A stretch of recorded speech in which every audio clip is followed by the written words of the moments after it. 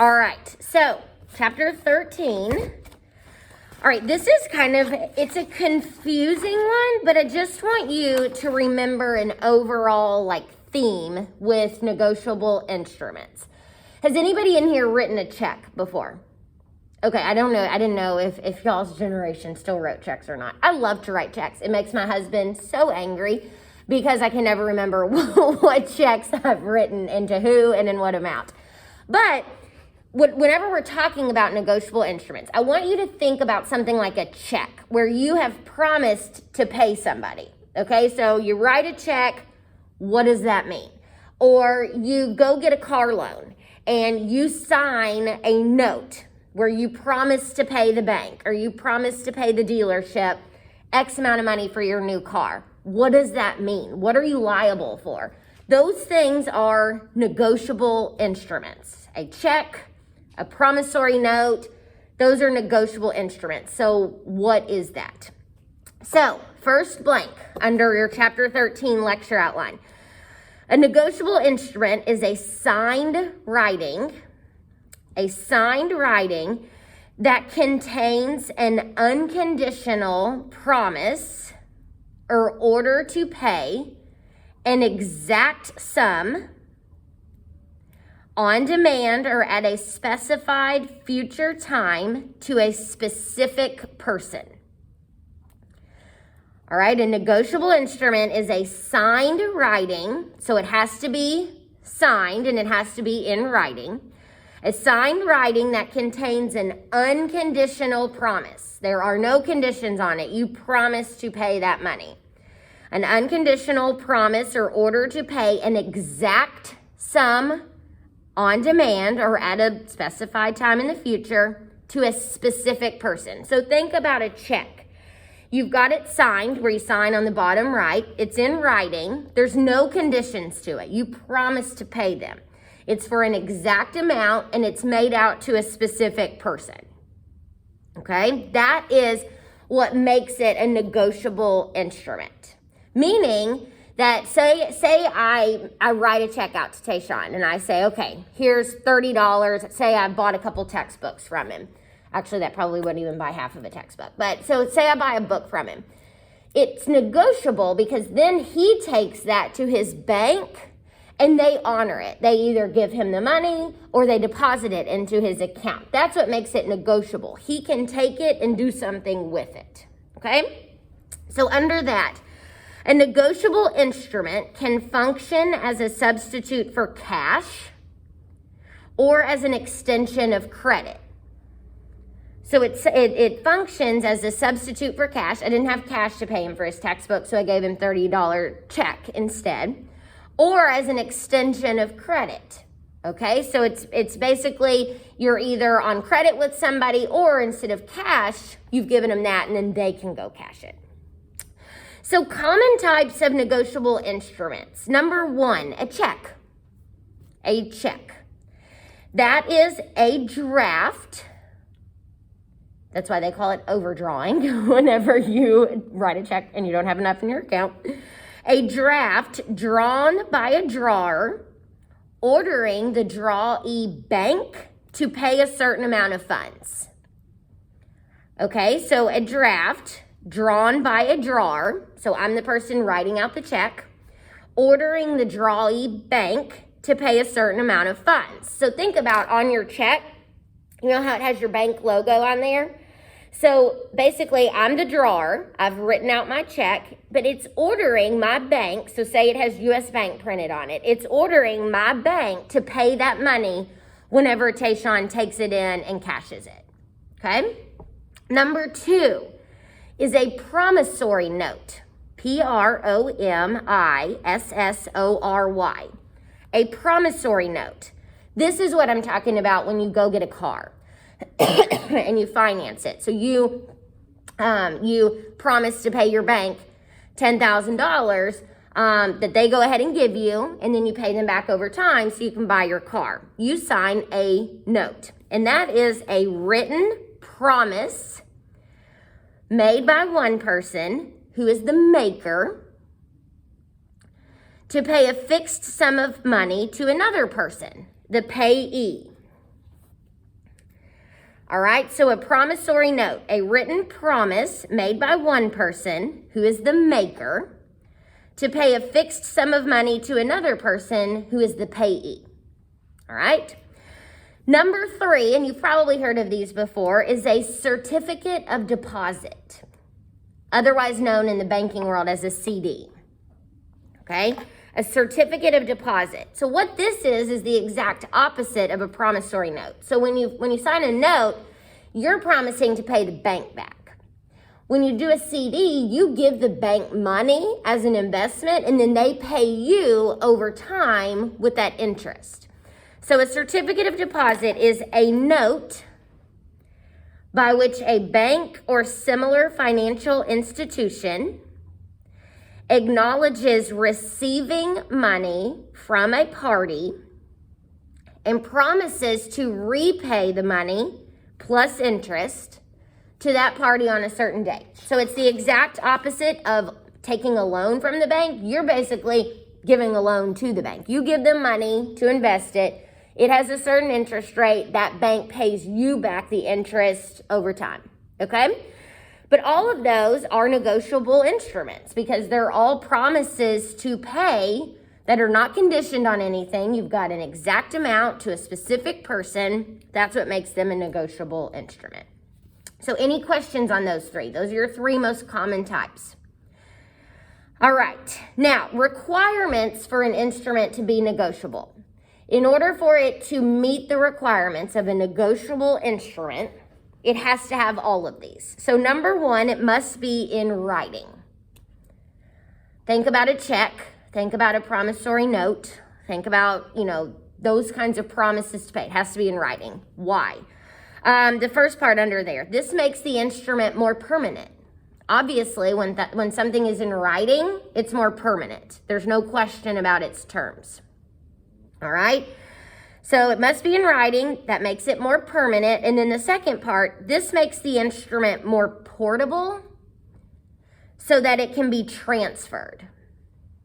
All right? This makes the instrument more portable so that it can be transferred. Meaning, when Tayshawn takes that check I've written him to his bank, it's transferable. He can transfer that over to his bank because it's in writing, and then they can honor it and give him the cash since a check is a substitute for cash, okay? All right, number 2, it must be signed by the maker. So that check has to be signed, that promissory note has to be signed, it must be signed by the maker. Now, quick thing, and I always run into this in real estate closings especially, say Whitney J. Denson is printed on the signature line. People say, do I need to write out the whole thing? Like, does it have to say Whitney J. Denson instead of just, Whitney Denson? Or maybe my signature is W. Denson, who knows? But a lot of lenders are like, yes, you need to do it exactly how it's printed. In my opinion, your signature can be whatever. Some people's signature is a letter. Some people's signature is an X. Surely you've seen all your doctor's signatures, just boom. Your signature is what your signature is.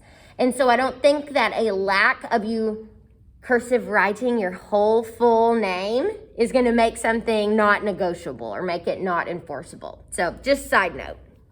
All right. Number 3, it must be an unconditional promise or order to pay.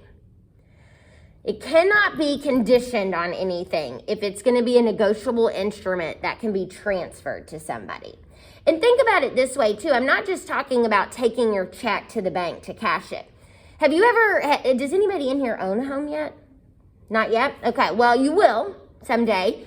And a lot of times you'll, say you get a loan through your local bank. Well, they may then sell that loan. And surely you've heard of that. Your loan, you may end up paying somebody totally different than who you originally got your loan through. That's because all of those are negotiable instruments. They can transfer and sell those to other people so long as they meet all of these requirements. So think about that. When people get a home loan, they say, am I going to make my payments to them forever? Well, probably not. It's probably going to be sold 3 or 4 times before, throughout the life of the loan. So that's because they're negotiable instruments that that can be sold, just like products can be sold. They can sell those to other lending institutions. So when I say it has to be unconditional, keep in mind, and you need to know this for the test, it can reference other agreements. It can reference other documents. The repayment of it just can't be conditioned on that. You have to repay it. The person who agreed to make those payments has to repay it no matter what. So that document can reference other agreements, but the repayment cannot be conditioned on any other kind of agreement. Does that make sense? Okay. All right, number 4, it must state a fixed amount of money. It has to be fixed, and it has to be money to be negotiable. All right, we're talking about dollars here, not any kind of other product or anything like that. It has to state a fixed amount of money. And under that, this ensures that the value of the instrument can be determined with clarity and certainty. So if it gets transferred to that fourth loan, the fourth lender, and then you want to go in and pay it off, they have to be able to tell you how much you owe on it. Well, that's because it's a fixed amount of money with an interest rate that we can determine. The fees are laid out, penalties are laid out. It has to be fixed so that there's some kind of certainty about what you owe on it. All right, number 5, it must be payable on demand or at a definite time. It has to be payable on demand or at a definite time. So sometimes you'll see people get a loan through the bank, and it will literally say this is payable on demand. What that means is when the bank says, hey, we need that full amount due to us, you got to pay up. With home loans, that's not really what you see. You see at a definite time. And what it normally lays out is beginning on December the 1st of 2020, you will pay each month by the 1st of every month, usually until 30 years from now. So it has a defined date that you pay each month, but more importantly, it has a date that the thing's going to be paid off in full. Okay, so some notes are on demand, but not the ones I see in my line of work, because if the bank told me today that my whole house payment was due, I would have to sell my house to pay them back. I couldn't come up with that money right now. So usually it's a fixed amount of time in the future. So right under there, you've got a little breakdown of that. Some instruments are payable on demand, meaning it must be paid when presented. All right, some instruments are payable on demand, meaning it must be paid when presented. So when the bank comes to you and presents that and says time to pay, you have to pay at that time. Other instruments are payable at a definite time. Okay, so that's the one we were talking about where first payment due on December the 1st of 2020, every month thereafter for the next 30 years. So the maturity date, December 1st, 2050. Okay. Under that, though, you'll see that the instrument may contain what's known as an acceleration clause. So the instrument may contain an acceleration clause. What that means, and this normally where we see this is in a foreclosure. So say you owe the bank $100,000 for your house, and the payments are due every month from December 1st, 2020 till 30 years after in 2050. And say you stop paying them.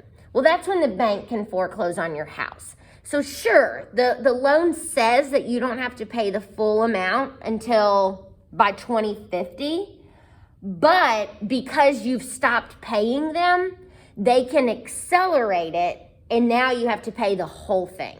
And that's how they can go ahead and foreclose on your house, sell the property, and pay themselves back. So even though you didn't have, if you'd made the payments as scheduled, you wouldn't have had to owe it for the next 30 years. Now, because you are in default and you're not paying them, they can accelerate that money and accelerate the amount that you owe them so that they can go ahead and get themselves paid back in full. Okay? And then lastly, number 6, it must be payable to order, O-R-D-E-R, or bearer, B-E-A-R-E-R, unless the instrument is a check. Okay, so you've got the first blank there underneath there, an order instrument. Order instrument means pay to the order of Tayshawn Cherry. Okay, so it is to a specific person. All right, pay to the order of, and that's what your check says. You know, you've got that little pay to the order of, and then a blank line. On the other hand, there's a bearer instrument. That's the next blank. B-E-A-R-E-R. That means that it says pay to the order of bearer, meaning the person in possession is the bearer. So there's no specific person that's entitled to the money, but instead, whoever is in possession of it is who can get the money. Okay, so when it's been transferred a million times, it wasn't necessarily payable to that person to start with, but instead, it's now who's in possession of it, who's the bearer of that, they're entitled to the money. Okay, does that make sense? So you can write a check and write bearer on it, and then you can cash it? And then, well, so you're probably going to get some pushback from your bank because they're going to say, you know, but you've got, you do pay to the order of cash. You know, you've got those kinds of things that make it not a specific person, but instead who's holding it. So I think you would really throw some people off if you tried to go in and cash it if it said pay to the order of bearer. But I think under legalities, yeah, if whoever's in possession of it would be entitled to it. So, and same if it was blank. You know, if you see a blank check, you know, who is entitled to it? Well, maybe arguably the person who's in possession of it. So I think yes, but I think you would get some pushback too, because they would be like, I'm sorry, who's bearer? Okay, any questions on those requirements to make it a negotiable instrument? All right, so negotiating or transferring an instrument. So this is transfer, that's the first blank. Transfer of an instrument in such a form that the transferee becomes a holder who has the same rights in the instrument as the transferor. Okay? So transfer of an instrument in such a form that the transferee becomes a holder who has the same rights in the instrument as the transferor. So, once it's transferred to you, you become the holder. So, how does it get transferred to you? Number one, if you're negotiating an order instrument, it's negotiated by delivery with any necessary endorsements. All right? Negotiated by delivery with any necessary endorsements. And you need to know this, but it's easy to keep in mind with a check. If I have a check made out to Whitney Denson and I want to either cash it or deposit it, I walk into the bank and what do they tell me I have to do besides showing my ID? I have to flip it over and sign on the back. Well, guess what that is? That's an endorsement. Okay, so it's made pay. It's an order instrument. The check says pay to the order of Whitney Denson. I have to flip it over and endorse it. So that means I've negotiated it. I've transferred it to them. But in order to do that with an order instrument, I have to deliver the check to them and endorse it. On the other hand, number two, negotiating a bearer instrument, it's negotiated by delivery. There are no endorsements that are necessary because who's the person to endorse it? It's whoever is in possession of it. So they don't have to endorse it. They can just deliver it. Okay, so if it's made out to a specific person, to the order of somebody, you got to endorse it and give it to the other person. If it's just a bearer instrument and you're just in possession of it, just got to deliver it. Don't have to endorse anything. Okay? All right. So a holder in due course, an HDC, and gosh, I had a whole class in law school, full semester long on these negotiable instruments. Talk about grueling. But we're going to kind of just hit a highlight here. So a holder in due course, what does that mean? A holder who acquires a negotiable instrument for value in good faith and without notice that the instrument is defective. Okay, so a holder in due course. A holder in due course, this is what this person is known as. A holder who acquires a negotiable instrument for value in good faith and without notice that the instrument is defective. And here's why it's important to determine if this new person is in fact a holder in due course.